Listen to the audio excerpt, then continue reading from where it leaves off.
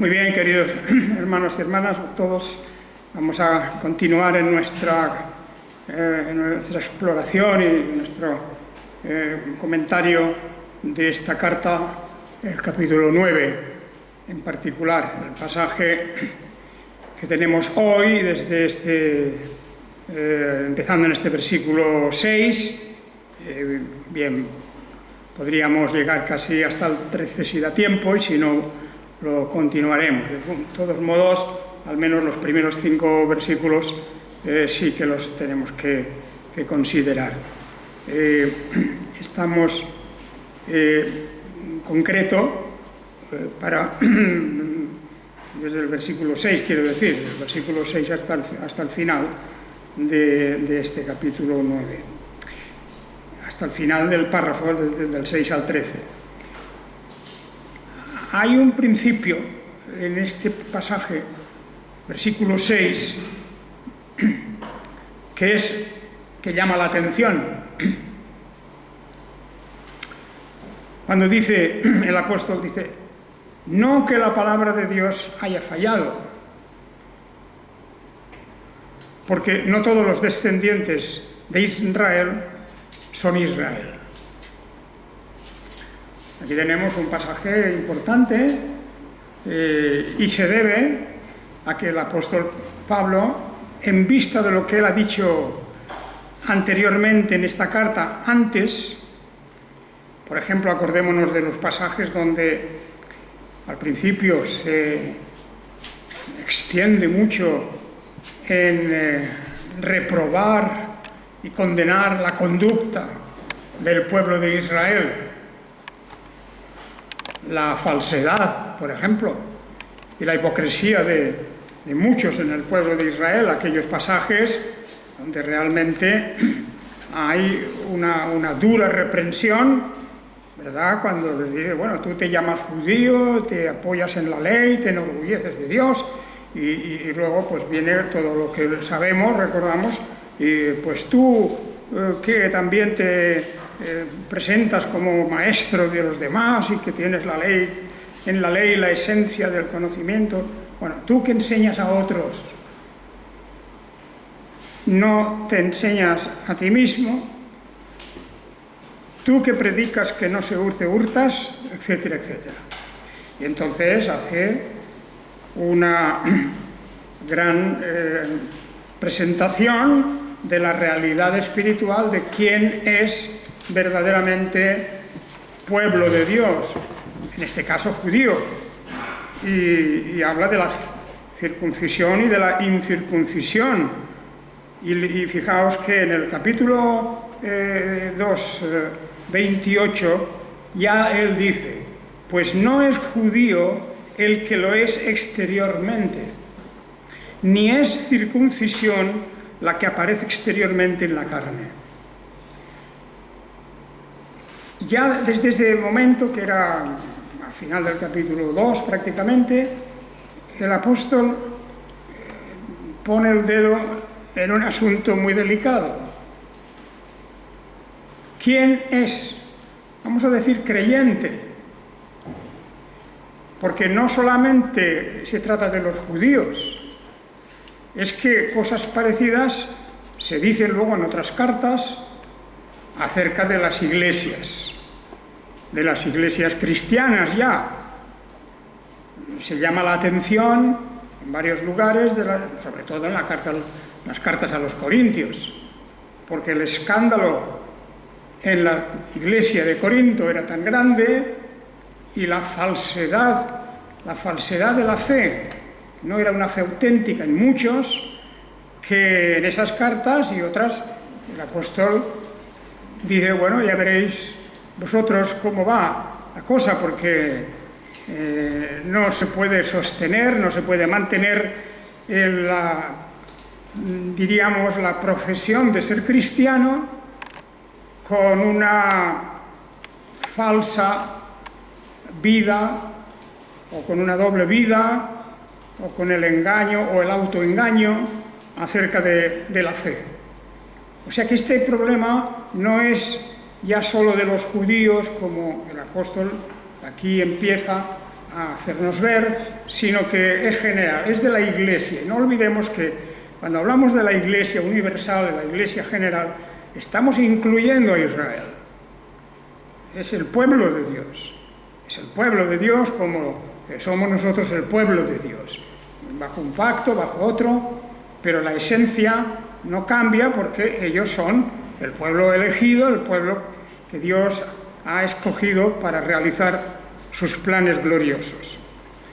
Bien, de manera que, como él ha dicho ya esas cosas, podría surgir la declaración de alguien diciendo, bueno, es que los planes de Dios han fallado.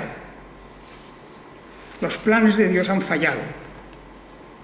La promesa de Dios de tener un pueblo y de todas las promesas que hace en relación a ese pueblo no se han cumplido. Por lo que lo que estoy diciendo, podría parecer que Israel ha sido un fracaso. Y entonces, por eso, aquí hace como un punto y aparte, cuando ha hablado de la venida del Mesías, ha hablado también de los mismos israelitas, de los cuales son la adopción y la gloria, los pactos, la promulgación de la ley, las ordenanzas, las promesas, o sea, diciendo todo esto, los patriarcas, hasta el mismo Mesías, el Señor Jesucristo, ha venido en carne y ha estado entre nosotros y es bendito por los siglos. Muy bien, pero alguien podría decir, sin embargo, tú has dicho ya antes que este pueblo de Israel es un pueblo infiel, falso, hipócrita, etc. Por lo tanto, hay que solucionar esta aparente contradicción. Y ya lo dice él, dice, no que la palabra de Dios haya fallado. Esa es una frase importante, muy importante. No, cuando vemos la contradicción dentro del pueblo de Dios, no pensemos que la culpa la tiene Dios, no pensemos que ha fallado el poder de su palabra, por ejemplo, o la obra de su Espíritu Santo. Porque nos preguntamos muchas veces cuando vemos en las iglesias en general, como se veía en Israel, igual, nos preguntamos cómo es que esa obra del Espíritu, esa obra de regeneración, esa obra de santificación, todo ese aparato espiritual, esa fuerza, ese poder del Espíritu de Dios para mantener su iglesia, tantas veces parece que es una ruina y que no ha servido de nada. Porque vemos apostasías, personas que se marchan de las iglesias, he visto, no me acuerdo, o bien se están un tiempo andando de una iglesia a otra y al final lo dejan todo. O bien, simplemente las grandes y terribles manifestaciones heréticas, las herejías que han surgido dentro de la iglesia, que han dividido las iglesias, que han partido la cristiandad, a veces por cuestiones nimias, por cuestiones de poca importancia, de poco valor, pero el orgullo de las personas, el afán de ser el capitán general de todo, pues ha hecho que muchas iglesias hayan partido. Y no digo ya iglesias locales solo, iglesias locales es una parte nada más. La cristiandad se ha dividido, el gran cisma de Oriente y luego el cisma de Occidente, los dos grandes cismas que ha habido en la iglesia, que ha dividido totalmente a la cristiandad. Así, todo esto uno podía pensar, es que entonces la palabra de Dios ha fallado. No, cuando decimos palabra también podemos ponerlo allí como promesa, la promesa de Dios ha fallado. Pero él dice aquí en el versículo 6, estamos en Romanos 9:6, dice, no es que la palabra de Dios haya fallado. ¿Qué explicación tiene? Enseguida nos la da. Porque no todos los descendientes de Israel es lo mismo que Jacob, No todos los descendientes de Israel son Israel, ni porque son descendencia de Abraham son todos hijos, sino, y ahora cita, en Isaac te será llamada descendencia. Y hemos de explicar esto. Lo primero, que no todos los descendientes de Israel son Israel. Eso está claro. Ya veremos más adelante esta diferencia de Israel, que es Jacob, cuando el apóstol nos dirá más adelante: a Jacob amé, mas a Esaú aborrecí. Jacob y Esaú, que eran hermanos mellizos y que representan algo muy diferente en la historia del pueblo de Dios. Jacob es el símbolo del creyente que acepta y realmente tiene su esperanza puesta en una promesa, la promesa de la bendición de Dios a los primogénitos. Y él no era el primogénito, porque eran hermanos gemelos, y primero vio la luz no Jacob, sino el otro, Esaú. De manera que Esaú, por el momento de nacimiento, él era el primogénito, y como primogénito tenía derecho a unas grandes bendiciones de Dios, a lo que era la primogenitura, la cual todos recordamos que él menospreció. Esaú fue hombre que le gustaba cazar, divertirse, comer, y en fin, tenía él allí su mundo en todas esas cosas, y por lo tanto el ser el primogénito a él, eso no le importaba. Al contrario, que su hermano segundo. Jacob era un hombre con diversos, podríamos encontrar siempre, hasta en los más santos, también sus fallos y también sus carencias, pero él creía firmemente que la promesa de Dios sobre los primogénitos valía mucho, era muy importante. Y ya os acordáis de la historia, como cuando su hermano viene y quiere aquel guiso que estaba haciendo el otro, pues le dice: te vendo mi primogenitura, te la vendo. Y así se hace así el cambalache. A Jacob amé, dice, y a Esaú aborrecí.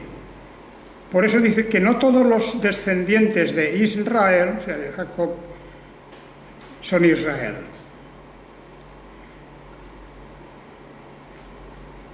Ni porque son descendencia de Abraham, son todos hijos, sino en Isaac te será llamada descendencia. Aquí hay otro asunto. Abraham se casó con, ¿os acordáis? Con Sara, su mujer, pero resulta que Sara no tenía hijos. Y entonces, Abraham tenía una servidora, Agar, que era egipcia, era de Egipto. Y según la costumbre del tiempo, pues, en fin, se hizo allí un arreglo para que Abraham engendrara un hijo de Agar, ya que Sara no tenía posibilidad de tener hijos. Pero la promesa de la descendencia de Abraham no pasaba por Agar, aunque fue el primer hijo. la descendencia tenía que venir a través de Sara, que por la gracia de Dios, ya mayor, pues quedó embarazada, engendró un hijo, y aunque ella fue muy incrédula sobre la promesa que Dios había hecho, pues resulta que efectivamente el hijo nació y se llamó Isaac, que significa risa, porque cuando le dieron la noticia a Sara de que iba a engendrar un hijo, se puso a reír, como diciendo, yo con los años que tengo, ¿cómo voy a tener un hijo? Y naturalmente Dios dice, para Dios no hay nada imposible. Entonces ella da a luz a Isaac. Y la promesa era, en Isaac, no en el hijo de Agar. El hijo de Agar se llamó Ismael. Pues no en Ismael será la descendencia. Dios dice, mi pueblo será un pueblo que yo elijo y que va a andar, digamos, su multiplicación, su crecimiento y esta, diríamos, esa línea genealógica, no importa que sea el primero o el segundo. De hecho, Jacob no fue el primero. Ahora, tampoco Isaac es el primero, sino fue Ismael. Pero no importa para Dios esto. Lo que importa es la promesa de que habría un descendiente que significaría la línea, no según la carne, no biológica, sino una línea dentro de los propósitos de Dios. Y por esto está diciendo que no todos los descendientes de Israel, o Jacob, son Israel. No todos los descendientes. Ya sabéis que hubo un cambio de nombre de Jacob a Israel. No todos los descendientes de Israel son Israel. Ni porque son descendencia de Abraham. Son todos hijos. Porque también Ismael era un descendiente de Abraham. Sino en Isaac te sea llamada descendencia.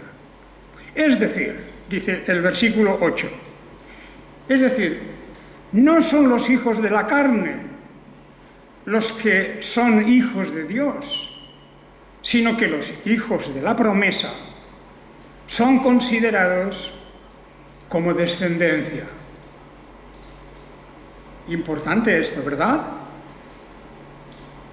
No por descendencia biológica, sino por las promesas de Dios, es como decir, por la persona que Dios designa, la línea de sucesión, la línea de transmisión de la promesa y de la bendición y de los propósitos de Dios que se han de cumplir, no es por la descendencia biológica siempre, sino que es por la promesa de Dios, a quien Dios elige. Y Dios eligió a Jacob. Antes Dios había elegido a Isaac y no a Ismael. Y Dios así lleva adelante su línea de descendencia. Por lo tanto, la pregunta, ha fallado la palabra de Dios, la promesa de Dios. ¿Cómo es que tenemos, como si se dijera, tenemos este lío tan grande aquí? Que unos reconocen a Jesús como el Mesías, otros lo combaten, lo han combatido e incluso lo han crucificado. Todos eran judíos. Todos eran judíos. Y sin embargo, unos lo odiaban, otros lo amaban y creyeron en él y en él hallaban y esperaban la salvación. De manera que la cuestión es muy importante Porque cuando dice ahí en el versículo 8, es decir, no son los hijos de la carne los que son hijos de Dios, sino que los hijos de la promesa son considerados como descendencia. Es importantísimo, porque claro, estamos hablando del pueblo de Israel y alguno podría pensar, bueno, por ser judío, por ser descendiente de Abraham, ya con eso está claro que son herederos de la vida eterna incluso, y herederos de todas las promesas. Pues no, el apóstol está diciendo aquí, no va por ahí la cuestión.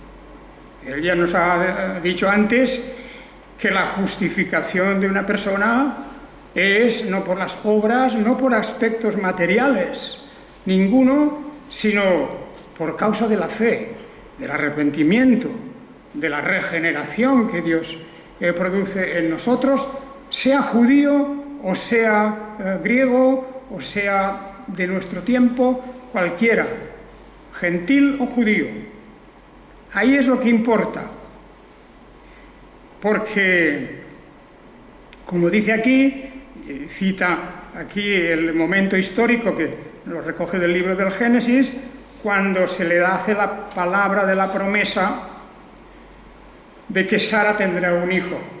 Claro, si no hubiera habido esa promesa, allí se rompía entonces la línea sucesoria, porque tenía que ser un hijo de Sara, tenía que ser un hijo de Sara y de Abraham, para que se cumpliera la promesa, porque Agar era una egipcia, no era descendiente ella del pueblo de Dios, en el sentido de los descendientes anteriores a Abraham, no estaba en la línea sucesoria del pueblo judío en general, y por lo tanto Agar no contaba en esta cuestión de la transmisión de la promesa de salvación, etc.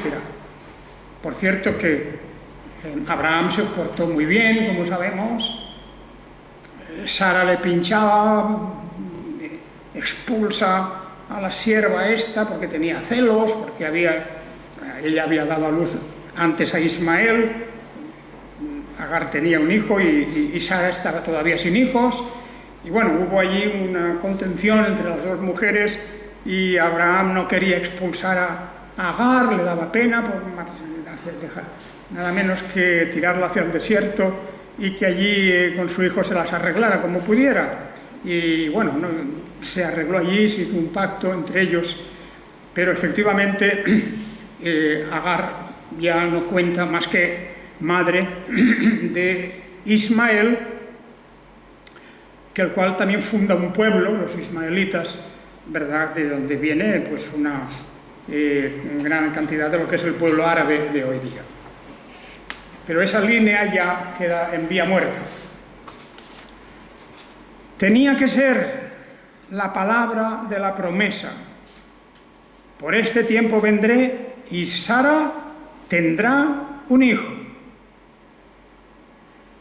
Así, el plan de Dios, el plan que Dios tiene desde la eternidad en cuanto a fundar un pueblo, en cuanto a rescatar a ese pueblo de las garras del mal y elevar a ese pueblo al pueblo victorioso que ha de heredar las promesas de Dios, todo eso tenía que venir por la línea de Sara y de Abraham. Y efectivamente así se cumple. Por lo tanto, la palabra de Dios se va cumpliendo. Que nadie piense que ha fallado.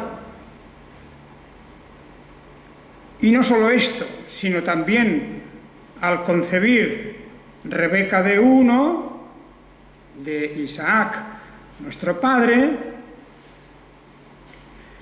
al concebir de ellos, resulta que no habiendo aún nacido, ni habiendo hecho algo bueno o malo, para que el propósito de Dios permaneciera conforme a la elección, no por obra, sino por el que llama, le fue dicho: el mayor servirá al menor. ¿Qué había ocurrido aquí? Pues antes yo lo he apuntado. Cuando Isaac tiene con Rebeca unos hijos, son 2 hijos mellizos, y resulta que lo normal es que el que nació primero tuviera la primogenitura. Pero eso cambió. Y por eso dice: el mayor servirá al menor. El mayor era Esaú. El menor era Jacob. Y Esaú vendió la primogenitura, despreció esa primogenitura y por una comida, él que venía cansado del campo de cazar y sudado, etcétera, él pues planteó la cuestión: ¿para qué me sirve a mí la primogenitura? Es decir, es el pensamiento carnal, y luego está el pensamiento espiritual. El pensamiento carnal es este: ¿a mí para qué me sirve esto? ¿Verdad? ¿Para qué me sirven las promesas de Dios, que eso está, quién sabe cuándo eso se va a cumplir? O muchos: es que hasta que yo me muera, y quién sabe luego. Hay personas que piensan así. Pero aquel que pone su confianza en las promesas de Dios espirituales, como es el caso de Jacob, pues naturalmente por ahí va a venir la línea y la herencia. Ya queda descartado otro primogénito, y eso era una ley muy importante, la ley de la primogenitura. Cuando leemos páginas del Antiguo Testamento, nos damos cuenta que la primogenitura es importantísima. Es la bendición de Dios. Y Jacob la obtuvo incluso con un poco de trampa.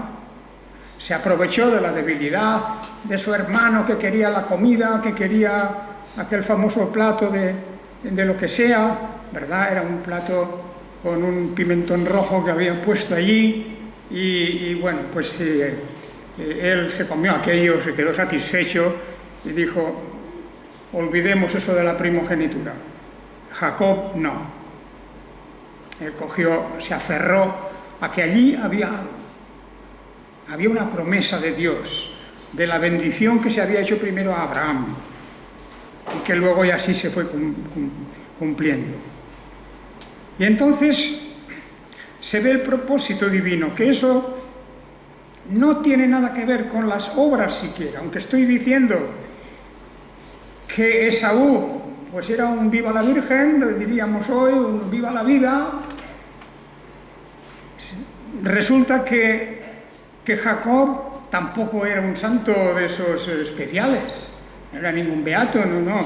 Él y su madre urdieron allí una trampa, vamos a decir, ¿verdad? Y ya sabéis cómo se disfrazó, porque Jacob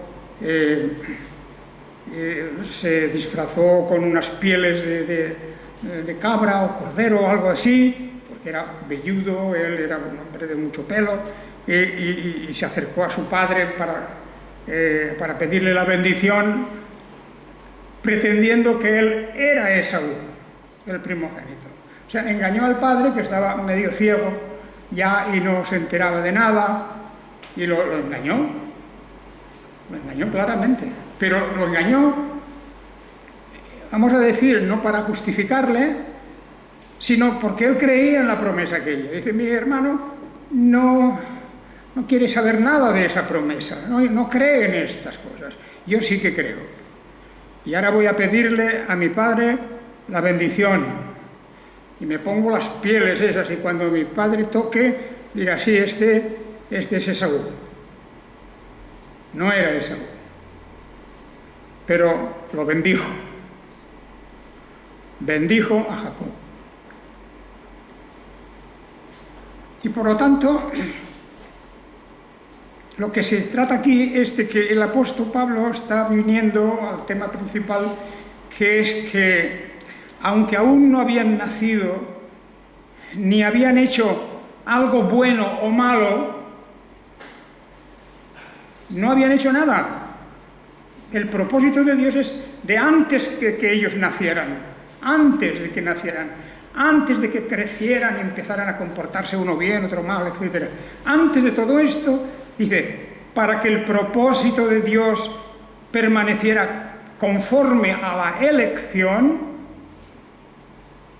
no por obras, sino por el que llama, le fue dicho, el mayor servirá al menor.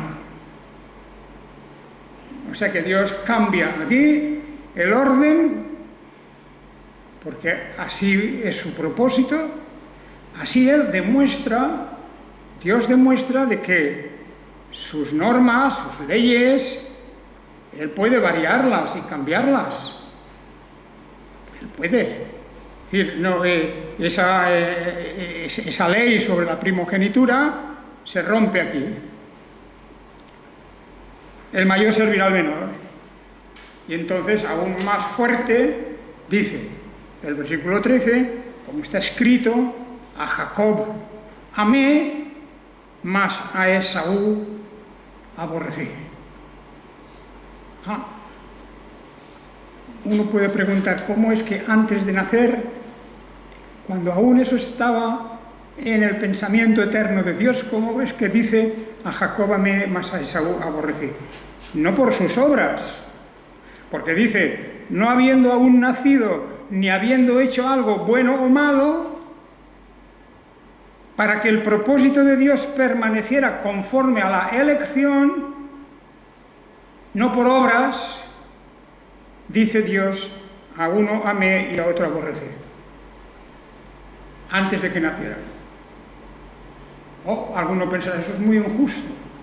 Claro, cuando una persona, si lo miras desde el punto de vista de las obras, de los méritos, de lo que uno hace, de lo bueno o malo, bien o mal que se comporta, pues puede parecer algo muy injusto, pero no cuando es el propósito de Dios. No es así. Por eso dice, no es que la palabra de Dios haya fallado, que han rechazado al Mesías, que una parte del judaísmo es apóstata, que se ha corrompido, etc. Todo eso, vamos a decir, entra dentro de los planes divinos, por así decirlo, está incluido en todo. Está incluido. Lo que ocurre es que cuando eso se manifiesta, naturalmente nos choca, nos llama la atención. Pero el punto principal aquí es, ¿creemos o no creemos en la soberanía de Dios?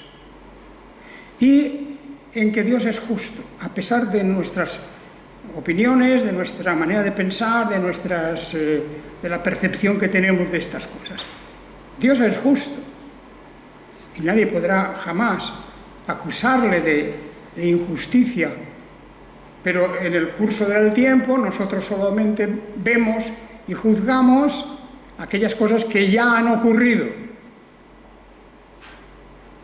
Pero Dios está fuera de ese tiempo. Dios no necesita esperar a que ocurra una cosa para entonces expresar su voluntad. No necesita esperar. No hay tiempo en estas cuestiones. Y entonces, antes de terminar, vamos a extender esto un poco a nuestro tiempo. Y ya que hemos hablado hasta aquí prácticamente del pueblo de Israel, recordemos que también nosotros somos el nuevo Israel, somos el pueblo de Dios. Nosotros, quiero decir, los cristianos, la iglesia cristiana. No hablo de no hablo ni de diferencias entre iglesias protestantes, iglesia católica, iglesia ortodoxa y algunas otras, ¿verdad?, de las ramas que puedan tener estas.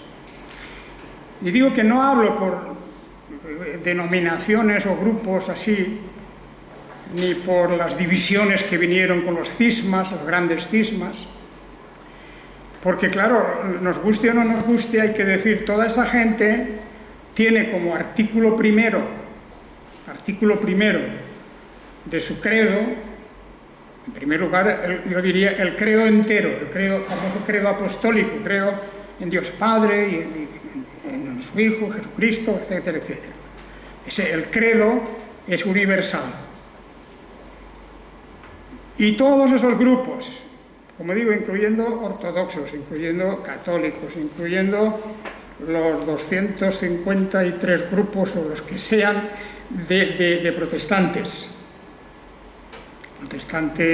los clásicos de la Reforma y las muchas denominaciones que han salido más tarde. Todos estos, como credo común, es el credo apostólico.